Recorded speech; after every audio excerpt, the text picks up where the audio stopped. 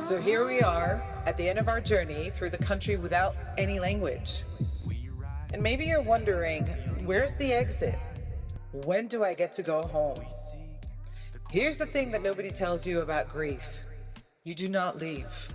You do not get over it, get through it, or get past it. You get deeper into it until you realize something that changes everything. Unusual practice, breaking the mold, lighting up pathways, both new and old. I want to start this podcast asking you to think possibly differently for a few. I want you to think that grief isn't foreign territory. It's home without a map. The weird becomes the wisdom you need. Every culture that has learned to grieve well understands the secret. The goal isn't to return to who you were before loss. That person is gone. And trying to resurrect them is its own kind of death. The goal is to become who you are because of loss. Someone deeper, wider, more capable of holding both sorrow and joy simultaneously. Don't forget to like and subscribe. Unusual and true, there's nothing to fear.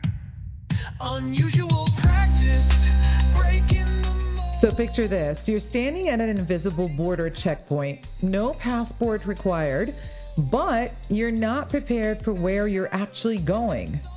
The signs are in a language you've never seen. The customs are alien. And the kicker? Well, everyone who's crossed before you has forgotten how to speak your language.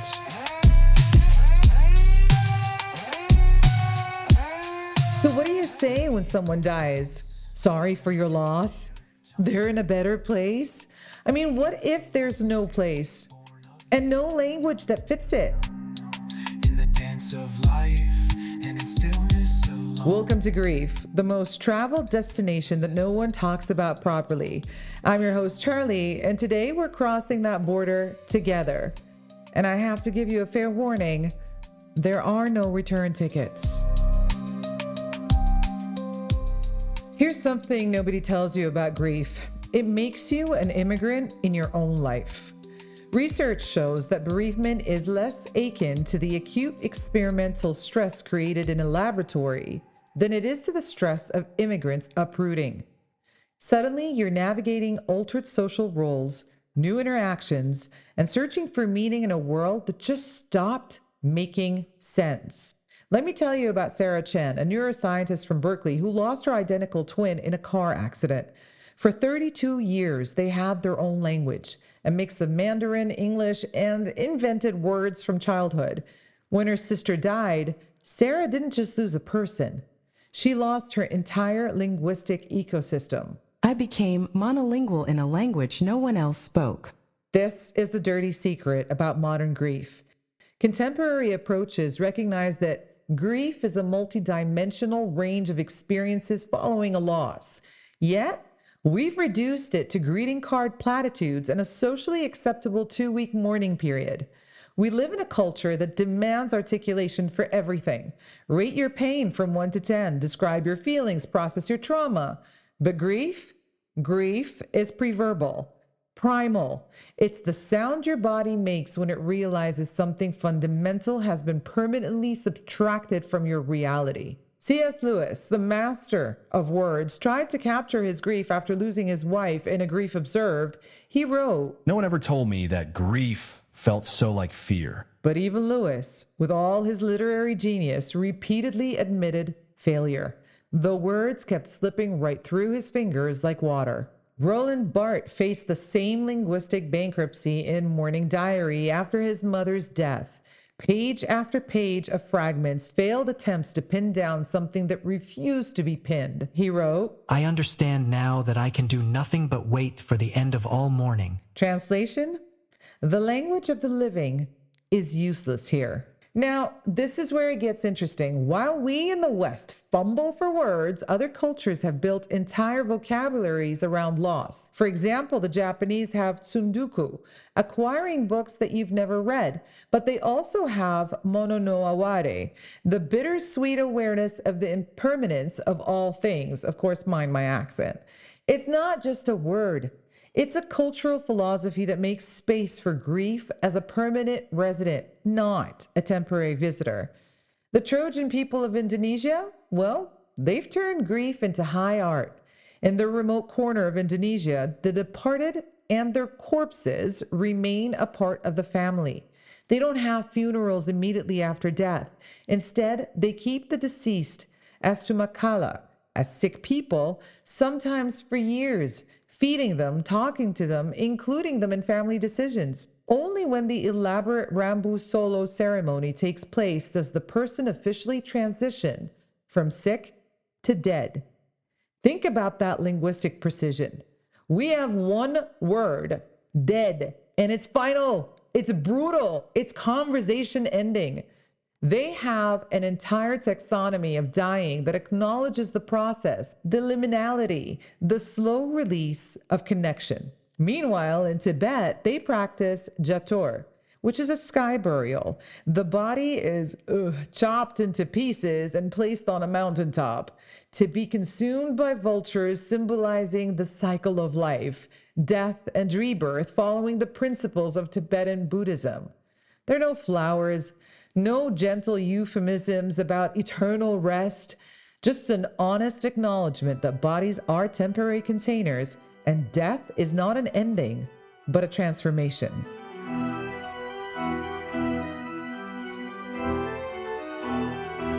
We do not just lose a person. We lose the language we had with them.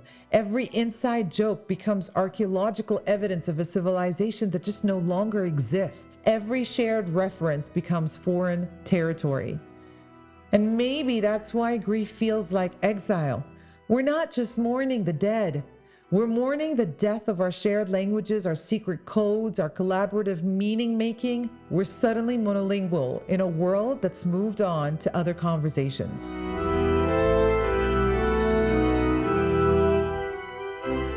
So let's talk about the funeral industrial complex because, yep, that's a real thing.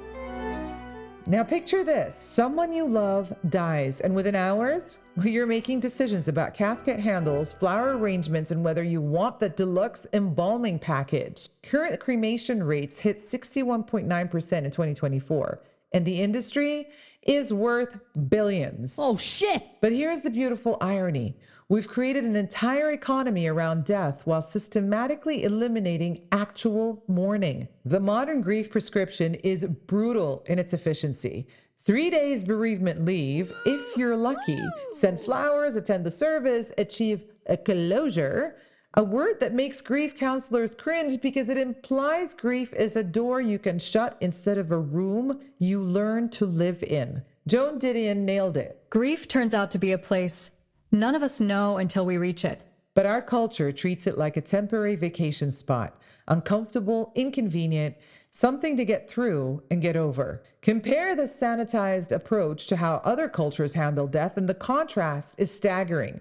In Lebanon, traditional mourning involves professional wailers, women whose job is to vocalize the unspeakable. They don't just cry, they perform grief, giving it voice, rhythm, theatrical space. The idea that grief should be quiet and private would be incomprehensible. Irish wakes turn death into a celebration that can last for days. The body remains in the home, surrounded by storytelling, drinking, and sometimes even games. Death isn't something to be quickly disposed of. It's the main event, demanding full attendance from the living. But perhaps nowhere is the contrast more striking than Mexico's Dia de los Muertos. This multi-day holiday involves family and friends gathering to pay respects and remember friends and family members who have died, often taking a humorous tone as celebrants remember amusing events and anecdotes about the departed.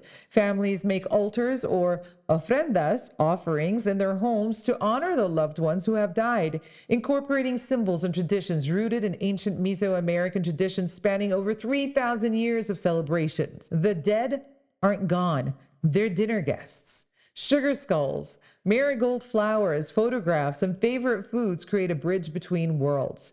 Death isn't an ending, it's a relationship status update. You don't know the power of the dark side. Now, we've outsourced grief the same way we've outsourced food, time, and meaning. We've handed that messy business of death to professionals, funeral directors, grief counselors, therapists, and keep the sanitized version for ourselves. The result? Well, we've become emotionally malnourished, feeding on processed grief instead of the real thing. I want you to think about this. When someone dies, we immediately start managing the grief of others. Don't cry.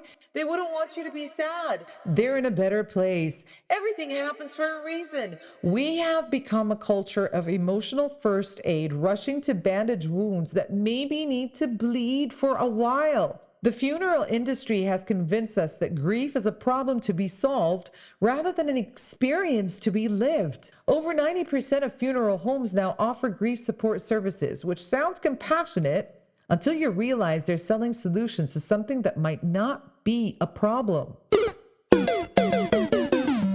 Meanwhile, traditional cultures understood something we have forgotten. Grief is not a malfunction. It's how love persists in the absence of its object. It's the price of having cared deeply, and it deserves more than 3 days and a sympathy card. Yeah, baby! This cultural amnesia around mourning has created a peculiar form of exile. When you're grieving in a culture that's forgotten how to grieve, you don't just lose the person, you lose your place among the living. Now, here's the geography of grief. It's a country where you no longer belong to the living, but you're not with the dead. You've crossed the border, but there's no embassy, no tourist bureau, no phrase book to help you navigate. Grief makes you feel like a social refugee. People cross the street when they see you coming. Conversations halt when you enter rooms. Your presence reminds everyone of something they're desperately trying not to think about. That loss is coming for all of us. And no amount of kale smoothies or life insurance can change that fact. While speaking with Dr. Elena Rodriguez, a cultural anthropologist who studies mourning practices, she said about her research in Guatemala, where entire villages participate in grief rituals. She explained, When someone dies, the whole community enters a state of mourning. Work stops. Normal social rules are suspended. Everyone becomes fluent in the language of loss. Contrast that with modern urban life where grief is quarantined. We expect people to compartmentalize, to function normally, to keep their grief separate from their productivity. The result is a kind of emotional apartheid, the grieving segregated from the living. And then, what's worse, we judge ourselves for it. In ancient cultures, mourners held sacred roles. They were oracles, bridges between worlds, keepers of memory. Think of the Irish keening women, the Tibetan sky burial attendants, the Aboriginal sari business, all cultures that recognized mourning as essential work, not embarrassing weakness. But in our efficiency-obsessed culture, grief is treated like a personal failing. Can't you just move on? Haven't you just processed this yet? The language reveals our impatience. We talk about stages of grief as if it's a video game you can beat, working through grief as if it's a math problem to be solved. The reality is so much messier. Grief doesn't follow schedules or respect social expectations. It arrives uninvited at dinner parties. It shows up during work meetings. It hijacks conversations about the weather.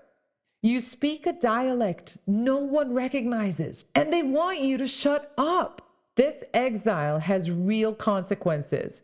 Research shows that prolonged grief, what used to be called complicated grief, is often just normal grief in a culture that's forgotten how to hold space for it. We pathologize what might be appropriate responses to devastating loss. I want you to consider this.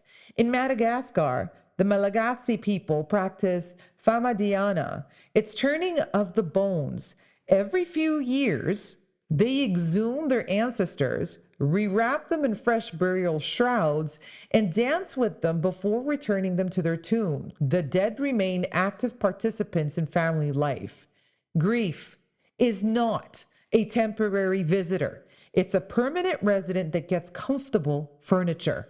But for us, we're expected to let go, to find closure, to heal. These words, borrowed from medicine and therapy, treat grief like a wound that should disappear rather than a scar that actually tells a very deep story. Don't touch me. The cruel irony is that in a culture obsessed with connection, social media, networking, community, we've created a deep disconnection around our most universal experience. Death happens to everyone. Grief happens, therefore, to everyone. Yet, we've made both taboo, unspeakable, something to be hidden and hurried through. You become an immigrant in your own life, speaking a language that sounds like your mother tongue but carries meanings no one else recognizes. How are you? Becomes an impossible question. Fine becomes an incredibly foreign word. And slowly, you learn to translate your experience into something palatable for people who haven't crossed that border yet. So the exile of grief is not just personal. It has become cultural. We've exiled ourselves from one of the most fundamental human experiences, and in doing so, we've impoverished our collective emotional vocabulary.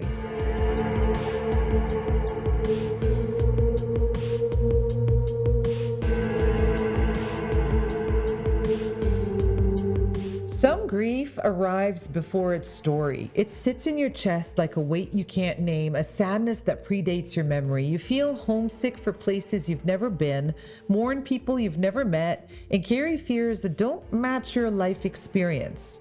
Welcome to transgenerational trauma. The grief that gets passed down through bloodlines like eye color or bone structure, except instead of getting your grandmother's cheekbones, you've inherited her unprocessed sorrow. Scientists now have a name for the ghostly inheritance: epigenetics. Research has shown for the first time in humans that molecular changes caused by exposure to trauma can be passed on to children born after the event, specifically studying Holocaust survivors and their adult children. The horror of concentration camps didn't just mark its victims. They may have been marked epigenetically with a chemical coating upon their chromosomes, which would represent a kind of biological memory. Think about that for a moment. Your grandmother's terror lives in your DNA. Your great-grandfather's hunger is written in your cells. Trauma becomes hereditary, passed down through DNA methylation, oxidative damage to sperm DNA, histone modifications, and changes in small, non-coding RNA. The body remembers what the mind forgets. But here's where it gets really strange. Sometimes the grief comes without the story. Trauma experienced by one generation can result in trauma-like symptomology among second-generation individuals who were neither directly exposed to the original trauma nor to the more indirect storytelling exposure. I know a woman, let's call her Jessica, whose Filipino grandmother never spoke about the Japanese occupation, never mentioned the war for years, the displacement, the losses. But Jessica grew up with an inexplicable terror of loud noises, a compulsive need to hoard food, and dreams about running through burning villages she'd never seen. Only when she was 30 did she learn that her grandmother had witnessed entire families slaughtered, had survived by hiding in rice paddies for weeks. Jessica's body carried the grief her grandmother couldn't speak. Some of us are haunted by names we were never even told. This unnamed grief is particularly vicious in immigrant families, where survival often requires forgetting. Parents flee wars, famines, persecutions, then build new lives by refusing to look back. The old country becomes unspeakable territory, but silence doesn't erase trauma. It just makes it harder to treat. Not you, Father. You've never done a thing without weighing every move on the scale of your ambition and your love of power. In many diaspora communities, there are entire generations walking around with phantom pain from amputated histories. The grief lives in their bodies but has no vocabulary, no ritual, no community recognition. They feel crazy, broken, uniquely damaged, not understanding that they're carrying ancestral wounds in need of ancestral healing. Chinese families who survived the Cultural Revolution, Armenian descendants of genocide survivors, indigenous children of residential school attendees. The pattern repeats across cultures. And today, we have enough wars and genocides to make sure that this lasts till eternity.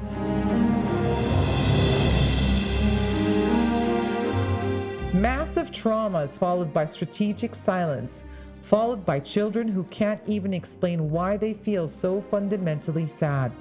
The cruelest part? Our culture's individualistic approach to mental health makes inherited grief even more invisible. We're told that anxiety is a personal failing, that depression is a chemical imbalance to be medicated away. But what if your depression is actually an appropriate response to your great-grandmother's ungrieved losses? What if your anxiety is your nervous system trying to process information that was never allowed to be processed? You don't always know what you're grieving. Sometimes you just know that something essential was lost before you arrived. And no amount of therapy or medication can fill a hole that was excavated generations ago.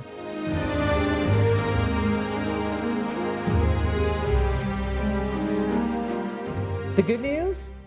Understanding inherited grief is the first step toward healing. When you realize that your sadness might be ancestral, it stops being a personal pathology and becomes a family legacy that can be transformed.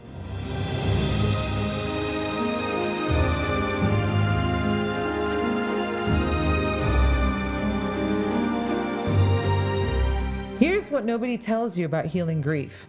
The cure isn't thinking your way out. It's not talking through it, analyzing it, or finding closure. The cure is actually older, simpler, and infinitely more challenging for our cerebral culture. The cure is learning how to grieve with your whole body. Martin Prechtel, who was trained in the Maya shamanic tradition, writes about this in The Smell of the Rain on Dust. He argues that proper grief is actually a form of praise for what was precious enough to mourn. In Mayan understanding, grief isn't pathology. It's sacred work that feeds the living world. But here's the crazy part. When we refuse to grieve properly, we become spiritually malnourished. We lose our capacity for authentic joy because grief and praise are intimately connected. You can't fully experience one without honoring the other.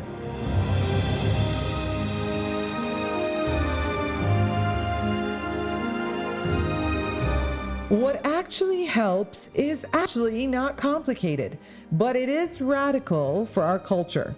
First, ritual. Not the sanitized script rituals of funeral homes, but the raw, messy, body-based rituals that give grief physical form. Building altars, lighting candles every night for a year, creating art until your hands are covered in clay or paint. Ritual creates container for the uncontainable.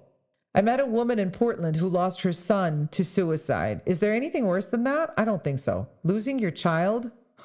Every morning for 3 years, she's lit a candle and spoken his name out loud. People think I'm stuck, but I'm not stuck. I'm devoted. There's a difference. Wow. Wow. That's all I've got to say. Second, look into communities. Grief was never meant to be private. Though sometimes it feels like you want to be alone, but that's not how you go through it. In traditional cultures, entire villages would enter mourning states. Work would stop. Normal social rules were suspended. Everyone became fluent in the language of loss. We need to recreate this, find or build communities that can hold space for the messy, long-term reality of grief. In Ghana, the Akan people practice something called outdooring. When someone dies, the community literally carries the grief together. Everyone wears black. Everyone stops their normal activities. The weight is distributed across dozens of shoulders instead of crushing one person alone. Third, sound. Yep, this might be the most important and most forgotten element. Grief needs voice. It needs to be heard. It needs to be witnessed. It needs to be echoed back. Indigenous cultures worldwide understand that certain sounds, wailing, keening, drumming, create bridges between the worlds. I spent time with a grief circle where people came together just to make sound. No talking therapy, no problem solving, no advice. Come on, man, we don't need advice. We just need permission to let grief speak in its native tongue. What I witnessed was ancient. Bodies releasing what words cannot carry, voices finding harmonies in shared sorrow. One woman told me, "I'd been holding my daughter's death in my throat for 5 years. When I finally let the sound out, it was like a dam breaking. I wailed for an hour straight, and for the first time since she died, I could breathe." Oh, bless her. Fourth, the body. You see, grief lives in tissue. Whether you want to believe it's been taken down from our ancestors or not, it does hold the shock in your body, in the muscle memory, in the nervous system.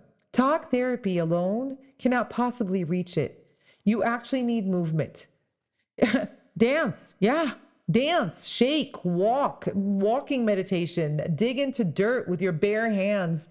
You need to sweat grief out. You need to cry it out and move through it. In many African traditions, grief dancing is essential medicine. The body expresses what the mind cannot possibly comprehend. Feet pound rhythms that speak loss. Arms reach towards what's no longer there. The dance does not cure the grief. It gives grief its full expression. And fifth, art. Not art therapy with the predetermined outcomes, but art as pure expression. Messy, unskilled, authentic. Painting your dreams about the dead. Writing letters you'll never send. Building sculptures from broken things. A photographer in Detroit started taking pictures of empty spaces where his friends used to be, the chair where his father sat, the side of the bed where his wife slept. But perhaps most crucially, you need to understand that grief isn't a problem to be solved. It's a place to inhabit, a territory to learn to navigate, not to escape. When we stop trying to cure grief and start learning to live with it skillfully, things do change. Making space instead of finding answers, this is perhaps the most radical shift from the Western obsession with problem solving to indigenous wisdom of space holding. Grief doesn't need to be fixed. It needs to be witnessed, honored, given room to breathe and transform naturally. Prechtel talks about grief as the moisture that keeps life from becoming dust.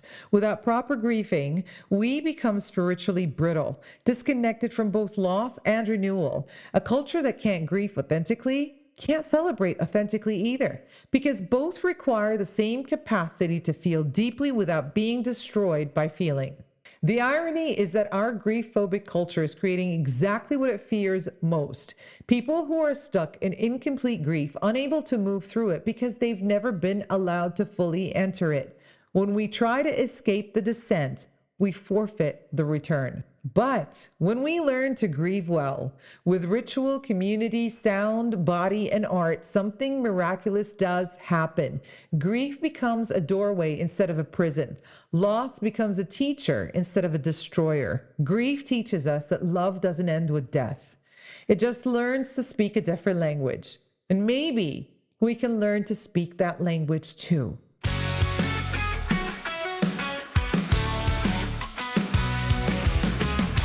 The people you've most admired, the ones with real wisdom and compassion, haven't they all been broken up by loss? Haven't they all learned to speak the language of grief fluently? Their beauty isn't despite their scars. It's because of how well they've learned to let light through the cracks.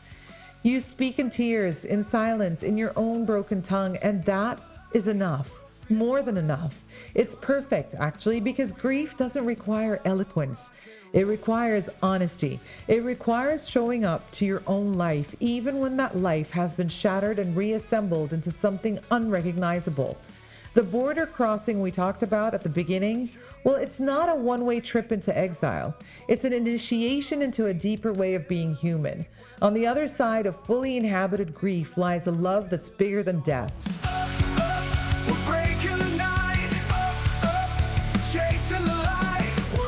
A joy that's been tested by sorrow and emerged unshakable. If you're listening to this in the middle of your own grief, whether it's fresh and raw or old and unnamed, know this: you're not doing it wrong. You're not taking too long. You're not broken beyond repair. You're learning a language that doesn't exist in any human tongue, and like all important learning, it takes time. I'm crying as I speak, and it's been a while. Your grief is not a problem to be solved. It is a country to be explored, a teacher to learn from, a doorway to walk through toward a version of yourself that's actually more whole. Not despite the breaking, but because of how beautifully you've learned to hold the pieces. The world needs people who know how to grieve well. We need people who can sit with sorrow without trying to fix it, who can hold space for the brokenhearted, who understand that love persists beyond the reach of death. We need people who speak the language of loss fluently because they've learned that it's also the language of the deepest love. So grieve well. Grieve well to grow better. Grieve loudly if you need to, quietly if that's your way. Grieve in ritual and community and art and sound. Grieve until your grief becomes a bridge instead of a wall, a doorway instead of a dead end. Because in the end, grief is not the opposite of love. It's love with nowhere to go. And learning to give it somewhere to go, that's not just healing. That is transformation. That's how we become more human, not less. That country we spoke about without language, well, it turns out it has the most important language of all, the one your heart already knows how to speak. Thank you for crossing this border with me. It was hard, but until the next time, may your grief be witnessed, your love be honored, and your broken heart discover just how much light it can actually hold.